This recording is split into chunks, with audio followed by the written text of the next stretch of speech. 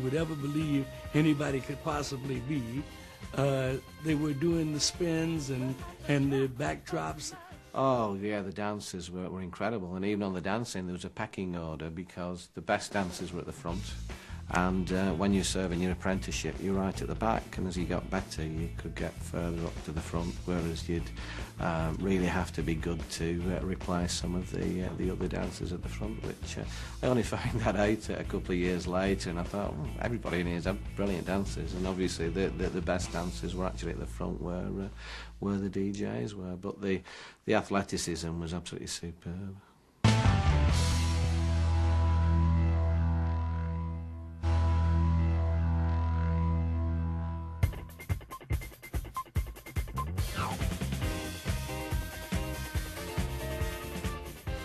Like the other youth cultures before it, Northern Soul developed its own distinctive dress code. The tight-fitting suits of the mods were discarded in favour of baggy, high-waisted trousers, worn with a lightweight vest and sweatbands, and a beer towel tucked into the back pocket.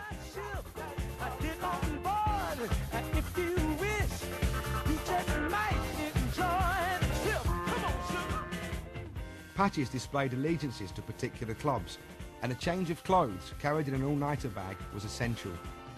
As the scene grew, people were prepared to travel vast distances to listen and dance to rare soul music.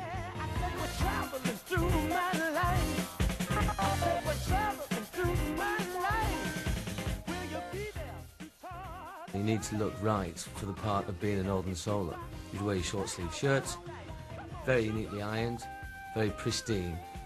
I'd have Spencer's soul bags, 21-inch bottoms, specifically asking your mother to sew the hem up to ½ an inch above your ankle. You'd have your white socks on, and then your moccasin shoes or your brogues. Polished soles, and you just look absolutely fantastic. So no, it was a real mix of clothes, but they had to be loose around the genitalia for the gentleman to dance. The actual bagginess of the trousers, the 21-inch bottoms, created a momentum, a flow, if you like, when you were dancing. So as you span, the whole of your trousers just came out into this impressive loop, and then in high kicks and then backdrops, and it created flow.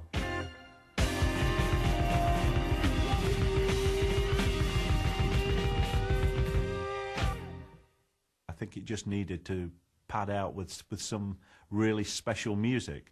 And Radio 1 wouldn't touch it with a barge pole, as radio was very much in its infancy anyway in the UK back then. So there was really nowhere to hear it. So I think it was a hunger, really. It was a rebellious hunger for something good, and I think we found it. In the north, though, there was an awful lot of what I call obscura soul being played in regular youth clubs. So I was exposed, even in the late 60s, to records that had never made the charts. Northern people still wanted to hear, I love you, I hate you, come back, go away. That's all they wanted. They didn't want anything else, and they were prepared to pay for that, just as long as the singer was giving it them with passion and giving it with them so that they could stand up and be counted. And that's all Northern Soul was, it was passion. As the music became more important, the DJs reached an almost iconic status. But the likes of Colin Curtis, Richard Serling and Ian Levine were by no means alone. Rare records were covered up by rival DJs wanting to keep their sets exclusive, and a massive trade in rare soul sprang up all over the country. Even today, prices commanded can be enormous. Frank Wilson's legendary single, Do I Love You, recently changed hands for a reputed £35,000. It's one of the rarest records in the world. The DJs used to disappear to America, find the most obscure tracks, always a fast beat, always something with a break in it or something, and then they would come back and basically use it as a white label, of which no one knew the track, the name or artist for quite some time.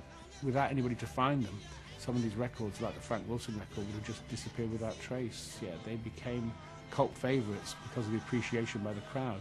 But the crowd wouldn't have got to appreciate them if DJs and people like myself hadn't gone out to find them in America first. Someone had to locate and discover these records to bring them to the crowd. The crowd had to appreciate them for the scene to grow. So it's it's a spider's web where it's like finite threads all linking together. One wouldn't have happened without the other.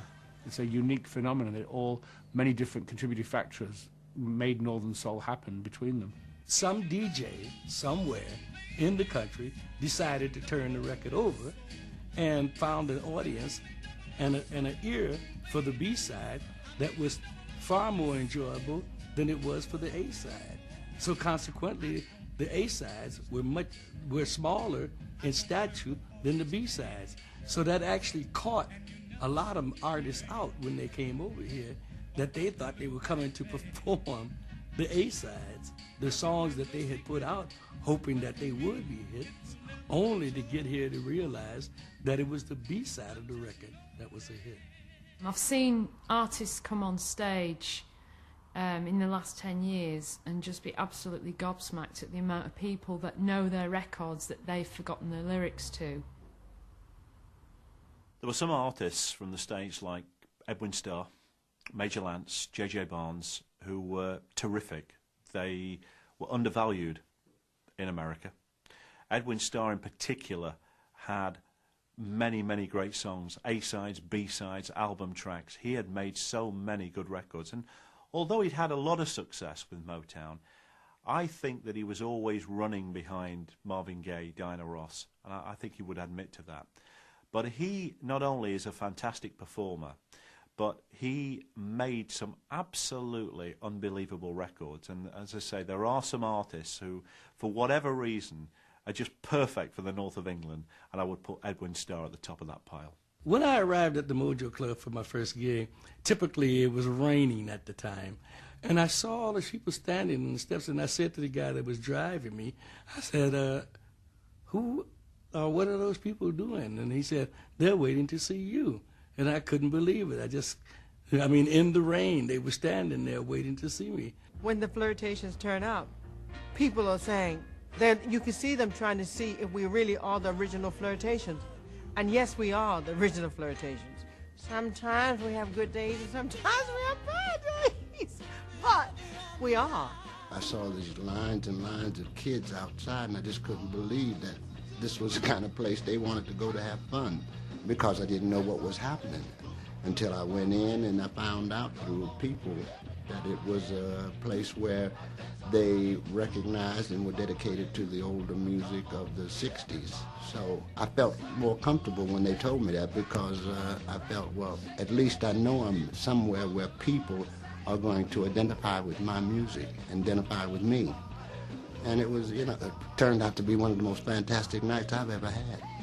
I thank Northern Soul so much for embracing us as a people, as an artist, as we are, just to keep us alive and keep that thing alive and make us feel good about what we did and what we're still doing.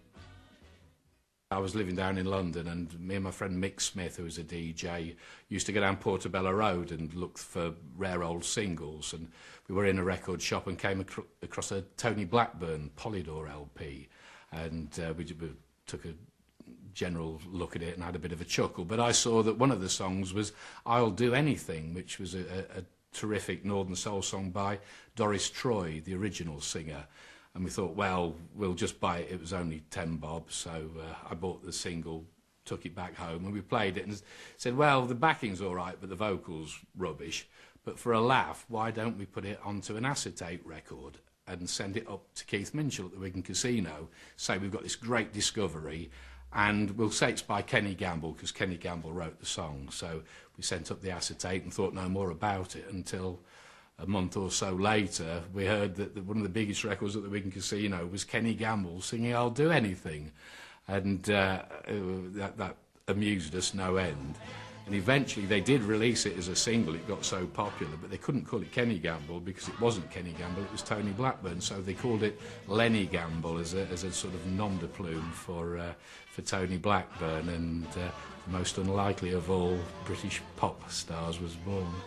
So this track that I did was awful. I mean, I thought it was absolutely dreadful. It had no soul in it. It didn't even sound like Northern Soul to me.